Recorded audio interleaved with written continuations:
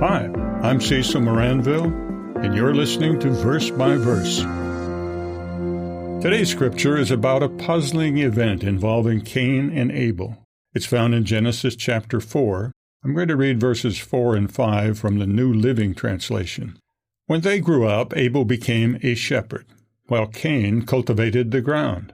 When it was time for the harvest, Cain presented some of his crops as a gift to the Lord. Abel also brought a gift, the best portions of the firstborn lambs from his flock. The Lord accepted Abel in his gift, but he did not accept Cain in his gift. This made Cain very angry, and he looked dejected. Can you imagine God rejecting any gift someone brings to him in worship? Yet he rejected Cain's gift. Why? This is not just a Bible trivia question about ancient history. It contains a lesson for all of us. Initially, readers might assume that Cain's offering was unacceptable because it did not include any animal sacrifice. By contrast, Abel's offering was sacrificial lambs, and that was symbolic of Christ's sacrifice.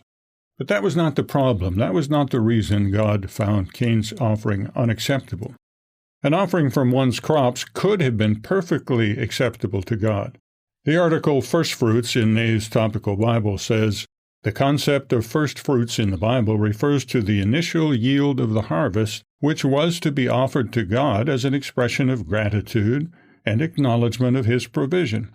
This practice is deeply rooted in the agricultural lifestyle of ancient Israel and is a significant aspect of the Mosaic Law."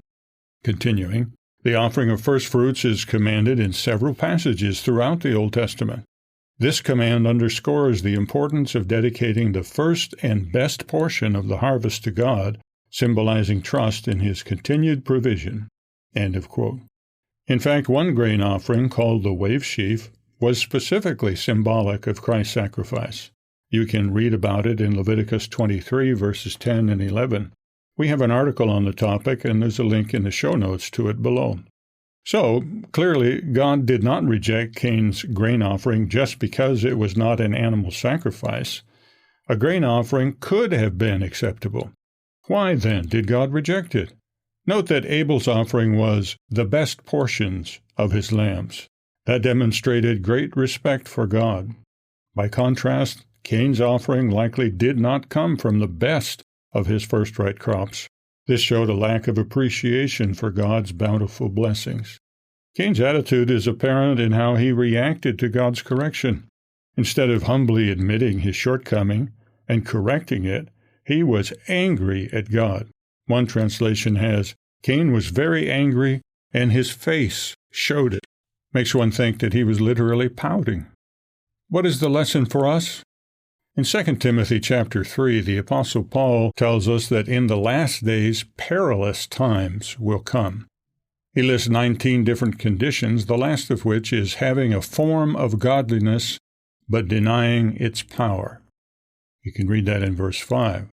Cain's offering fit the parameters that God later codified for Israel from their crops. It was a form of godliness. It could have been acceptable. But Cain did not offer the best of his crops, nor was he thankful to God as his provider. He brought his offering mechanically. His worship had form, but it was not transformative, as true religion must be. For that reason, God rejected it. What about my worship of God? What about your worship?